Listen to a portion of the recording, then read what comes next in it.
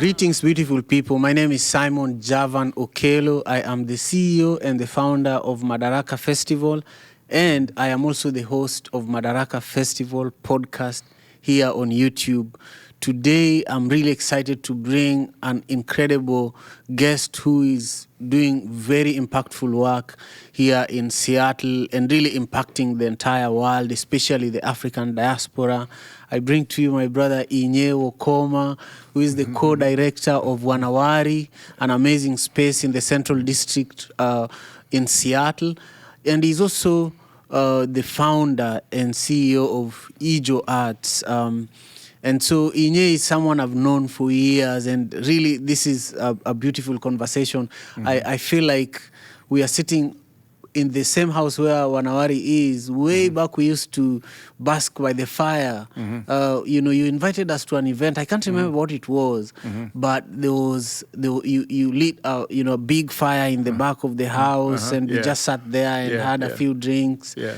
And this moment reminds me of that, and the power of conversations, I want you to reflect for a moment, share some of the colors, some of the sounds, and some of the smells that you grew up with.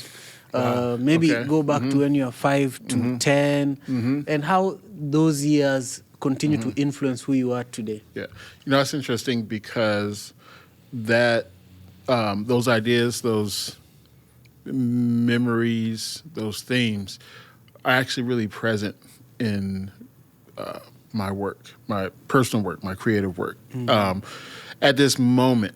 So I'll just say, I say blue and green, and honestly, there's no mystery. We're in Seattle, Washington, right? And blue and green is everywhere, right? We're surrounded by evergreen trees and we're surrounded by water, right? And of course, on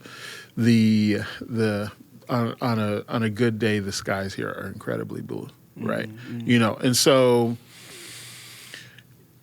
growing up in Seattle is, I would say sometimes felt like growing up in a city that was in the middle of the forest, right?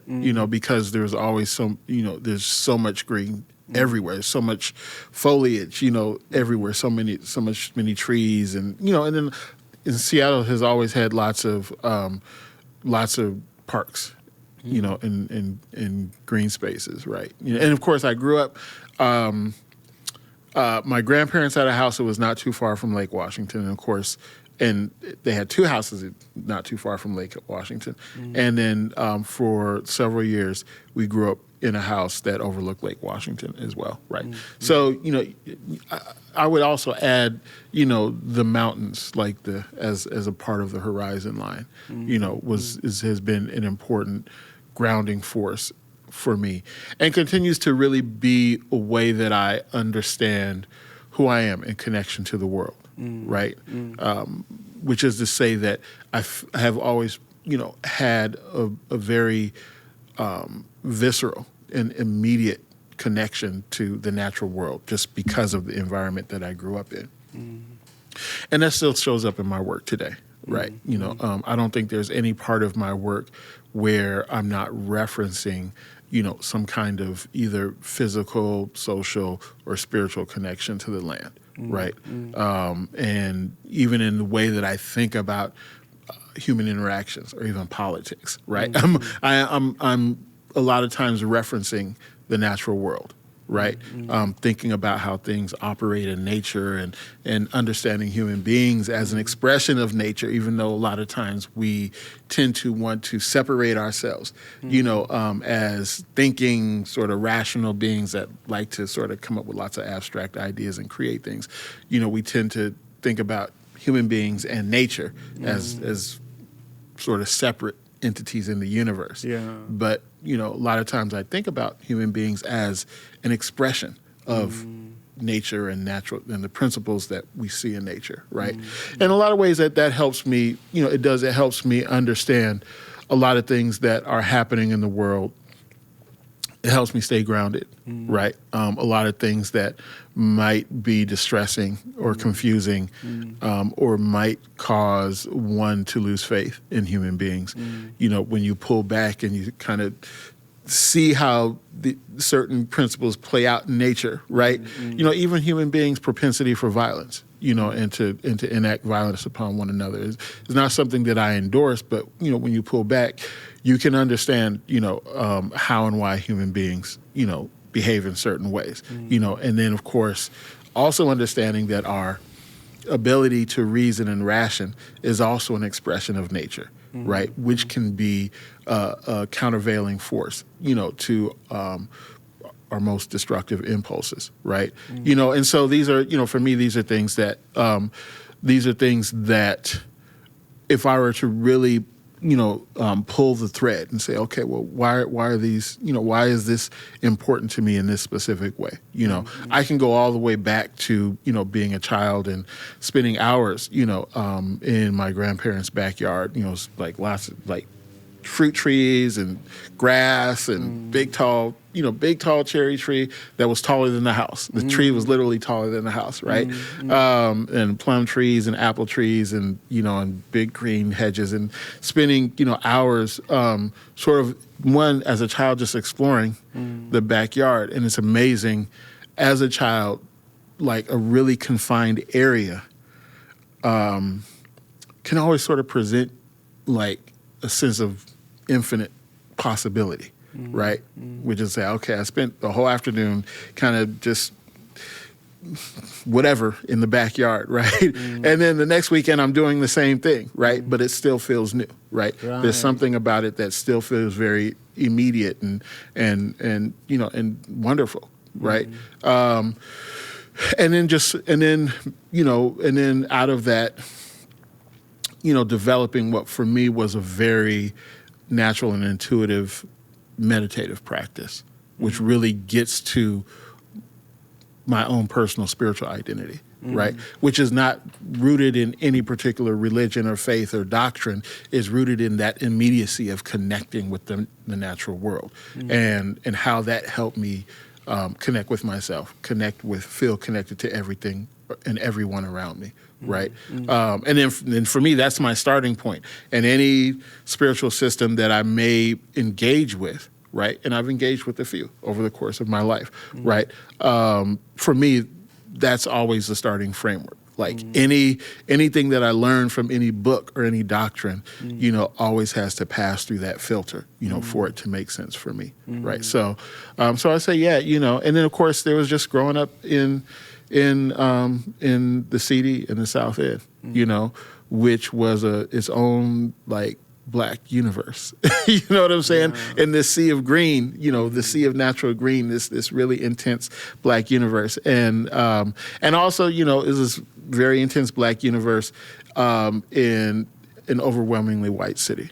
Yeah. Right. Yeah. But this neighborhood, this area, you know, was its own thing. Right. Yeah. And, you know, so honestly, the things that I miss, you know, I miss hearing Black people talk from inside my house. Them outside, you know what I'm saying? Yeah. And hearing it, you know what I'm saying? The texture of the social texture that you can feel when you can just hear your people around you. Yeah. You know what I'm saying? You know that life is happening. Happening, yes. Yeah. You know that life is happening. You know what I'm saying? That's so much like growing up in Kenya. Yeah. Where, you know, sometimes we would not have food to cook. Yeah. We would warm food maybe from the previous meal, you know? Yeah. Yes. But the neighbor is busy frying something so fresh, right? Yeah. right. Yeah, So you know, you're already interacting with that smell. It's almost like listening to your neighbor. Yeah. But we literally even hear the pan going, the spoon, everything. You know, the ugali, our staple food, smelling. You're like, wow, these guys are about to have a party. Hey, I mean, it's the same thing. You know, I mean, you be in the backyard backyard, you smell somebody barbecuing. Yeah. You know, you don't know where it's from, but you like, oh man, somebody's about to get down today. You know what I'm saying? You said it is. It's like that. And then you listen. You smell the barbecue smoke. First, you smell the briquettes. Yeah. And then you smell the meat. Right? Yeah. And you're like, oh, but then you hear the music.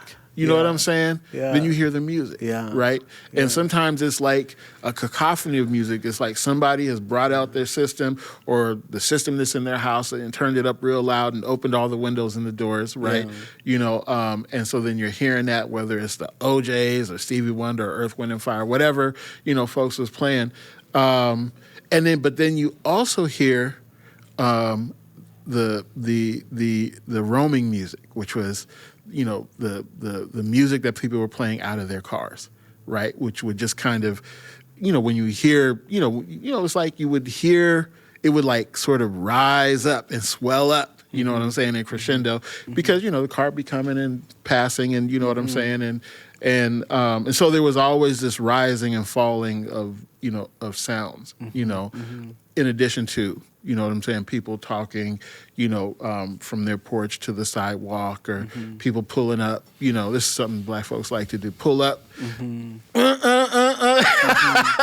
right, just honk, just in the street honking, you know what I'm saying? So say, what, is that is Kyle there? You know what I'm saying? Yeah. No, he's not here. Stop honking in front of my house. Yeah, that's life. That's real life, Right, yeah. Yeah, I feel like Seattle also has this sense of silence. Yeah. Where the Seattle you're talking about, I feel like it almost does not exist. No, it doesn't. Maybe in the summer a little bit. It's in the summer a little bit, but no, I would say it doesn't. No, it's gone. Yeah. It's gone. I mean, you need people. Yeah. You need people, and you need people that are connected. Yeah. In a community. Yeah. Where they're living and doing all of the things together, right? And then all of that just emerges. But when, Seattle is almost like a transit city, and which is to say so many people come here to work, and, they stay at a tech job or someplace for a couple of years and they move on, right? Or, people come and they buy a house and they live in it for 4 or 5 years and they flip it and sell it. You know what I'm saying? So I don't know, I live on a street where most of the neighbors have lived in their houses for the past 20 years or so, some maybe a little bit more, right? Which is not a short amount of time. I mean, that's a good amount of time, but they're still all new. From my point of view, right? They're still all new residents, right? And there's a qualitative difference in the way that they live in the neighborhood that is just different, right? I mean, they're neighbors, they're friendly with each other, they talk, sometimes they go to each other's house and hang out and whatever, sometimes they even, you even see people in kind of in the streets. What I don't experience, and what you don't get is folks that are connected not just as neighbors, but folks that go to the same church. Their kids go to the same school, right? Their kids are hanging out with each other at the community center or the Rotary Boys and Girls Club. They're part of the same social club, the same sports teams, right? There are all these different ways that relationships are built and strengthened, right? In addition to just living next door to somebody, right? That then creates this dynamic where, for instance, so Kyle's my cousin, right? So I just kind of pulled him out of my head as an example, right? So, for instance, someone that wants to come, see Kyle, they're Kyle's age and, so then, it's perfectly socially acceptable to pull up in front of the house and then bang on their horn, right? Now, Mom Birdie might be like, boy, you know better. You know what I'm saying? Don't pull up in front of my house banging on your horn. Get out your car and come knock on the door, right? But there's a relationship, there's a cross-generational also relationship, you know what I'm saying, between the grandmother, right, and the friend of the grandson, right? That is nurtured in that complex space, right? And I guess what I'm saying is that I just don't see that as existing anymore in our city, and it is. On days when I allow myself to think about it, it does make me sad. Yeah. I can relate. Yeah, and I feel like that's why so many people end up in therapy. Yeah. And they have to go back to therapy for that therapy. Rather than go back with that. Yeah, therapy. Listen, I'm not that I'm against therapy. I'm not against therapy. I'm not against therapy. I feel like I understand the limits of therapy. Yeah. I mean, I feel like there's only so much that you can do by talking to someone that you're paying about your problems. Yeah. I mean, it helps you clarify and understand the nature of the thing that you're challenging. I think that's great, right? But there is, I think, a point at which the resolution of those issues is, most times those resolutions are internal, right? And it's up to the person to figure out what is the healing mechanism that's going to actually work for me, And I would say, getting back to your first question, as I described all of the things that I experienced as a child, that is one of the things that keeps me grounded, and then also, being able to take those experiences and find a place in it in my creative life, is also, I would say, for me, a form of therapy and healing. Yeah, I love that. One thing, though, that I want you to just touch on is some of the smells, the foods that you grew up with. I remember visiting you one time, and you gave us, you gave us a lot of catfish. You know? I don't know if it's one of your favorites, but we had a lot of it, and I really loved it. I think that was probably the last time I had the catfish, authentic. Catfish. No, so I mean, listen, it's an interesting question. It's an interesting question at this moment now in 2025, because we are, as Black folks in America in particular, we're experiencing something that, for me, is not surprising, right? And I saw it coming for a long time, and I think it's a necessary stage in our evolution as Black people, wherever we are from in the world, right? And I'm talking about the current diaspora wars, right? And there's a reason why I'm connecting this to the food thing. I'm gonna get there, right? Trust me, right? What I'll say, because first of all, my mother is African-American, right? Descendant of, formerly enslaved folks, multi-generational, foundational Black America, however you want to identify that, right? My father is Nigerian, right? My father came to the United States in 1964-ish, 65-ish, right? He hadn't finished secondary school in Nigeria, right? So he had to finish, he came here, was hosted by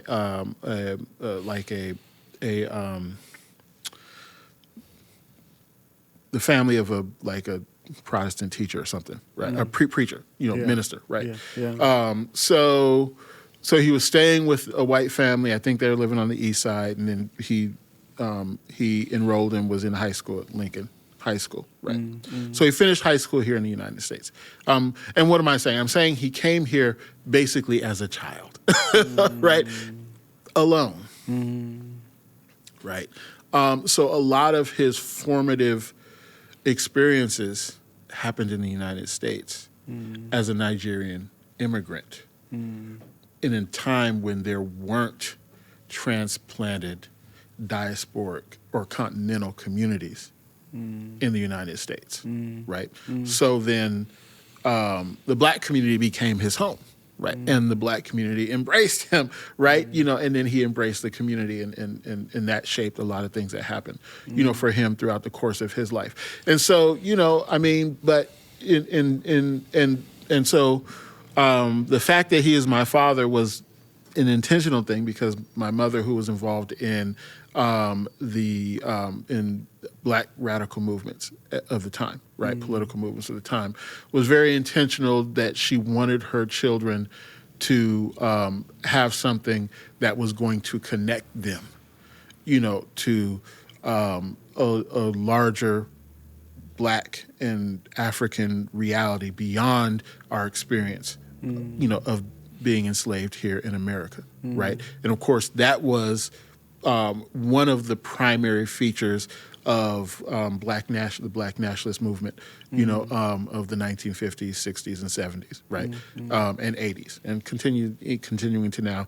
The cultural nationalist movement, which emerged in the 1960s, and was prominent throughout the 1970s, right, and the Pan-Africanist movement, which goes all the way back to Marcus Garvey, right, which was a feature of both his Jamaican lineage, right, but also him being influenced by the social movements of Black folks, primarily in the South, right. He was heavily influenced by I want to say one Booker T. Washington. Yes, right. I keep wanting to say W.B. Du Bois, but it was his nemesis, not W.B. Booker T. Right. So Booker T. Washington, right. So I mean, I think what I'm wanting to thread in response to your question is that the foods that informed me were equal parts catfish and grits and collard greens, right. No pork, because of my mom's, orientation, and she spent some time in the Nation of Islam, right? And so then she swore off pork, and even when she was not with the Nation of Islam, she just stopped with the pork altogether, right? My grandparents, lifelong Baptists, members of Mount Zion Baptist Church, ham hocks and the collard greens every Sunday, right? Right. So no pork, except when my mom wasn't around and me and my sister was sneaking it out the pot. Right. So but it was equal parts. It was equal parts. That and equal parts jollof rice. Agusi, fufu. You know what I'm saying? Fried plantain. All the things. Right. And so there's just a way in which all of those things, were synonymous, with my sense of home and comfort, but also my sense of politics and identity, right? So yeah, I mean, I don't know, man. For so many decades of my life, that experience was an outlier, right? Because until more continental Africans began to arrive in America, and some of the foods and some of the traditions became much more accessible, more widely accessible, right? But for a long time, these were things that I just associated with, our home life. Yeah. I love that. Let's talk about Ejo Arts, which I feel that I have a better understanding of just listening to you during this first part of our conversation, because I see, just reflecting on some of the shows where your art has been showcased, some of the presentations that you've done that have been in the audience and witnessed, some of the visual content that you've done, very powerful, where it's a multi art presentations, digital. Yes. And share with us why you started Ejo Arts. Yeah. Well, I mean, I've always I've been an artist since I can remember, right?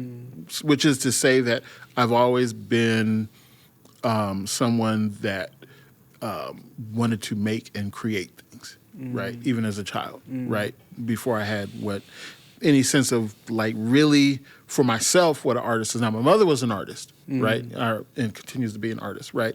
And she she was involved in artist communities and parts of co-ops and galleries and stuff like that. Yeah. So that was a part of my experience. Yeah, right? in fact, Yeah. her necklaces. Yeah, So right, yes. unique. Yeah, absolutely, yeah. Yeah. So I mean, that was a part of it, but and so I was definitely informed by being exposed to artists of all kinds, right? Yes. And in fact, she's for a long while, part of a artist co-op in Chinatown. Back then it was just Chinatown. Now it's a CID, right? Chinatown International District, called Cicada, right? And so, there were Asian artists, white artists, black artists, all sorts of artists that were part of that co-op. But then I also spent so much time down in Chinatown. My sister and I just running around in and out of they had the Hing Hay Park down there, you know what I'm saying, which is still there. But then there are all the different, stores and traditional Chinese herbal shops that we'd run into all these stores. And, it's just an amazing experience, right? So, for me, that sense of exploration, that sense of wanting to just sort of be generative and create things has always been a part of who I am just naturally, right? But it was, I would say that my sense of wanting to pursue being an artist as a vocation, as like a part of my purpose in life, it really crystallized in the, that had to be the 80s, right? It was the 80s. And prior to that, I drew a lot, right? I would draw and I'd sketch and I'd do lots of things like that. But, I was sitting up and I was, or not just sitting up, but we were watching the miniseries Shaka Zulu, right?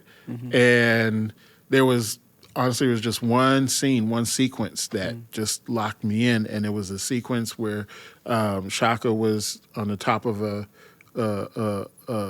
mountaintop, and he was just doing this warrior's dance, with his spear and shield, and it was an aerial, 360 kind of aerial shot, with like probably a camera and a helicopter with a gyroscope or something like that, right? And it was the first time that I had. We've seen lots of black media, right? But it was the first time that I had seen something that looked and felt real, right? Portrayed, on the screen that represented some aspect of the things that we were being taught as children of black nationalists, cultural nationalists, Pan-Africanist households, right? Like an image of, black life prior to all the turmoil and oppression of what we experience here in America, right? And for me, it was one as just this black man, muscular, powerful, doing his thing, right? It for me, it locked me in. And that was when I knew that I wanted to do film. That was it. That was the moment when I decided, and it still took me, several years to actually be able to pursue it materially. But that was the moment. And so, Ejo Arts, one, I would say, so Ejo is representative of the people that my father is of, he's of, right? The Ejo people, sometimes spelled IJO, sometimes spelled IJAW, depending, on who's doing the spelling. But also as a part of the larger cultural group called the Kalabari people, right, which are from the Niger Delta region, in southern Nigeria, right? So Ejo Arts, is in honor of that part of my lineage. And so I would say it embodies my intention for me to have my creative practice always be something that pushes the boundary of how we understand ourselves as black people, right? Now, of course, it's my own subjective take on that, right? So it's not like I'm speaking for all Black people, right? But, but in as much as I am willing to do a deep dive into what I feel are some really important questions, right? Questions that I hold, that I ponder, right? And then use that as a generative resource for the things that I create, right? Yeah. That's, for me, that's what Ejo Arts is about. Yeah. Yeah. Share with us some of the shows that Ejo Arts has done over the last decade in Seattle, and maybe the most impactful one that when you look back as an artist, you're like, I want to talk to you about this. Yeah, so I would say that if I were to pick one, I'd say, okay, I did an installation at the Fry Art Museum called "This Is Who We Are," right, and it is an exploration of almost every single thing that I've talked about since you asked me the first question. Like literally, it really is, right? It's basically a 16-minute 2-channel video piece that really is an exploration of the experience of migration that is framed in the immediacy of Black folks being displaced from the Central District, but is also connected to the longer history of, wave after wave of forced migrations of Black folks, starting from the folks that were sold and or stolen, and brought to the Western Hemisphere, right? And then, of course, moved around like property, right? And then post, emancipation, either moving, or being forced to leave the South and coming to establish new communities in northern and western cities, right? And then having those communities being dismantled and uprooted, and folks again being forced to move again en masse, right? And having to figure out and reorient themselves in new places that either feel like communities or just feel like a place where they can land, until something better happens, right? Yeah. But for me, it was exploring all of those things inside the framework of my personal resistance to being forced to migrate once again, right? But taking the immediacy of that experience in the early 21st century, but framing it in that multi-generational, multi-century, experience, multi-continental experience of forced migrations, and sort of tying all of those threads together, right? So I would say that, as a piece, I would say that it's singularly, it gets closest to, on my most lucid days, how I really think about all of this. Yeah. I love that. Yeah. I feel that Wa Na Wari, which now is like a community sanctuary in Seattle, it's almost synonymous with Black culture in Seattle. I feel like it's one of your art installations. It is. No, it is. I mean, honestly, it is. It's Wa Na Wari is a direct. So Wa Na Wari is, for me, is as much a piece of art as any, video or any photograph or any collage or multimedia site-specific installation. Wa Na Wari, for me, in the way that I pour myself into it, is that, and Wa Na Wari thematically, and in its intent and in my desire to grapple with and in some way resolve some of the questions and challenges faced by all of the issues and all of the experiences that I've sort of, touched on in this conversation. Wa Na Wari is an embodiment of all of that, right? And so, if I were to say, okay, because you asked me in the past, decade, right? So I say, okay, well, in the past decade, 2016, I presented This Is Who We Are at Fry Art Museum. 2017, I presented An Elegant Utility at Northwest African-American Museum. 2018-ish, I presented A Tale of Two Ledgers at the a sound. It was a sound installation piece at a sound show at Equinox Studios. It was called Boom, a Sound Show or something like that, right? I had another piece, I can't remember off the top of my head, at that was a part of the Architectural Center.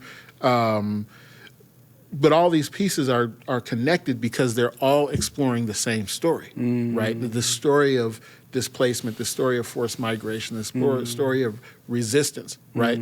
And mining all of the, the subtext, all of that, all of the subjective and personal, elements, for me that I know are relatable to folks that are also experiencing it, right? Each one of these pieces, in 2019, I presented Separation Census, which is another is another iteration of. So there's a definite through line, and of course Wa Na Wari is Wa Na Wari as a Black arts center located in a home that my grandparents owned, right?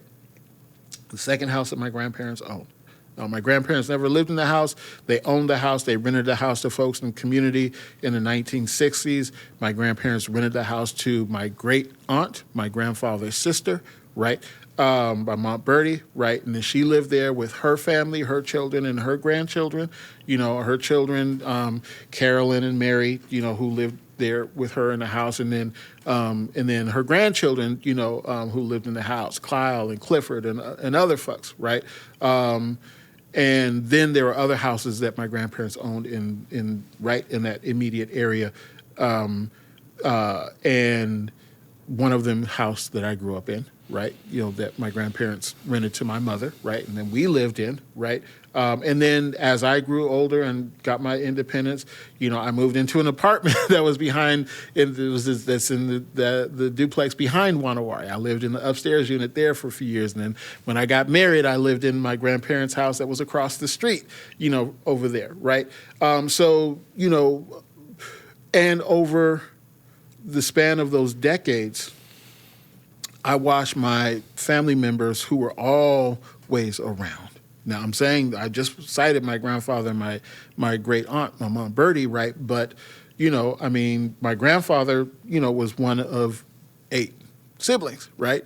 So it was him, my Uncle Bo, my Aunt Nita, my Aunt Bertie, my Aunt Betty, my Aunt Detroit, my Aunt Zerelda, and my Aunt Z, right? It was like all of them, you know what I'm saying? And out of those 8, 5 lived here in Seattle, and they all had children, grandchildren, great-grandchildren. So, you can imagine the number of people that we're talking about who were always around, right? And over the period of a couple of decades, I just watched, or just witnessed as people, just sort of silently, became invisible in my life because they had to move further out. They were moving out of the neighborhood, right? And so when it got to a point when after my grandfather passed and my grandmother was had Alzheimer's, she had full-time care, and the folks that were managing her estate were set to sell off all the properties, right?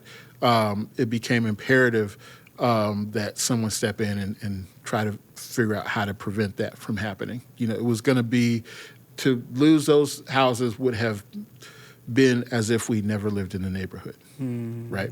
And so for me, I stepped up to be her estate guardian, right? And I had to figure out how to prevent the sale of the houses, which took a lot of sort of financial management and estate management. But to finally close the financial gap to make not selling the house possible, at least for the short term, I partnered with the other founders, Elizabeth Johnson, Joe Freeberg, Rachel Kessler. We co-founded Wa Na Wari, in which we rented the house and turned it into a Black arts center, right? And then just began to solicit donations to continue to pay the rent and to do the maintenance on the house, right? And in paying the rent and doing the maintenance, that was the revenue that allowed me as the estate guardian to stabilize my grandmother's finances to prevent the sale of this house and the house that she lived in, right? And so, you can see where, that act, is directly related to everything that I've been talking about, and is directly related to all the themes that I've been discussing, or things that I talk about in my work, right?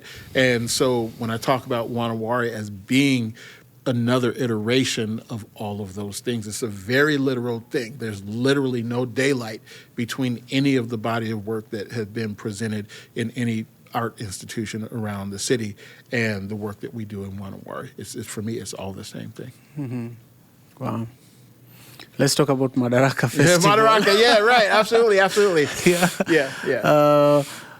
Share with us your perspective of why you believe Madaraka Festival is an important part of the Seattle I think again, going into everything that I've talked about, right? Mm-hmm. One, we just need black art in the city, mm-hmm. right?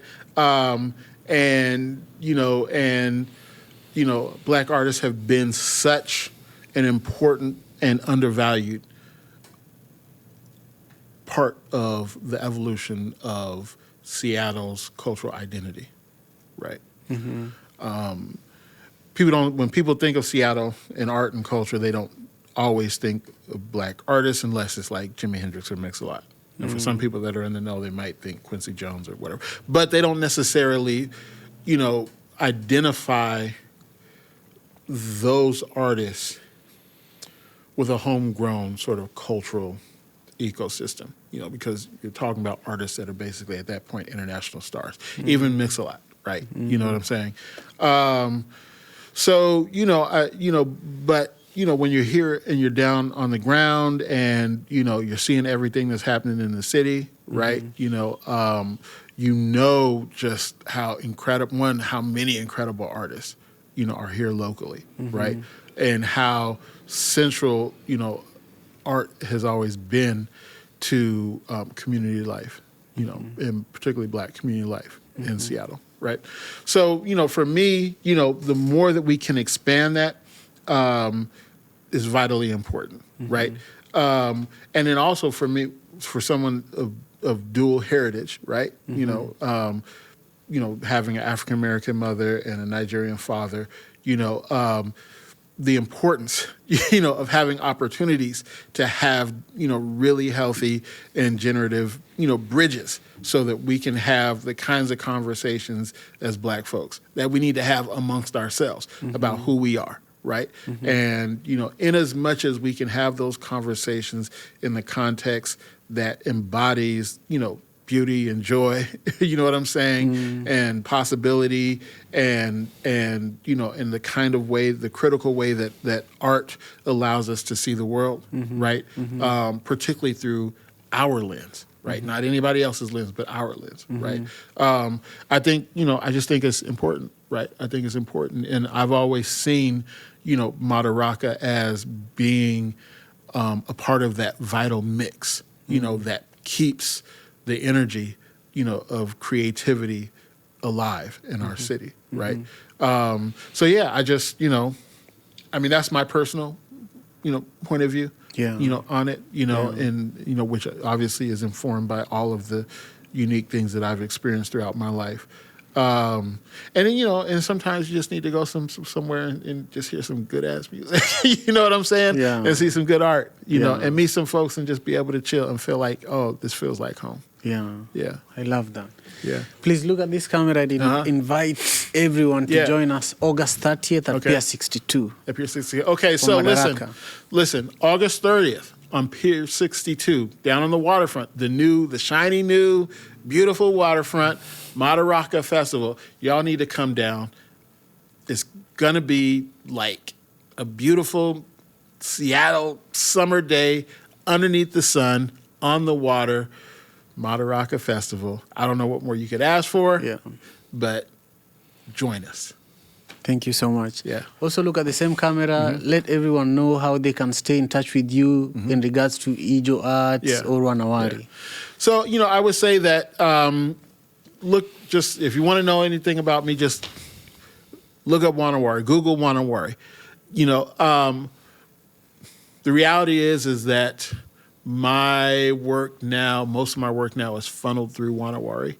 Ejo Arts still exists, but most of my creative energy is going through Wa Na Wari. But you can, I post like once or twice a year on my social media, so you can look me up. I don't do anything fancy. It's just Inye Wokoma on Instagram, Inye Wokoma on Facebook. If I feel inclined to post something or share something, that's where you'll find it. If you want to look me up personally, inyewokoma.com is my website. So I love it. Yeah. Talk about the show you have, Walk the Block. Yes. So Walk the Block is Wa Na Wari's annual Black Performing and Visual Arts Festival. It happens on the last Saturday of September every year. This year is September 27th. It is, every year we basically transform the streets, the local Black businesses, the yards, neighbors' yards, into sites for visual and performing arts. So we basically take what happens inside the gallery and we expand it out into the streets, right? And so Black artists that don't typically have the opportunity to do public art, right? And we do, because you think about public art, you think about statues and murals and things like that, right? But there are all kinds of types of public art, right? And so, by taking all of this art and inviting and commissioning artists to create new works and to reimagine current works in a format where we can present them outdoors, right? We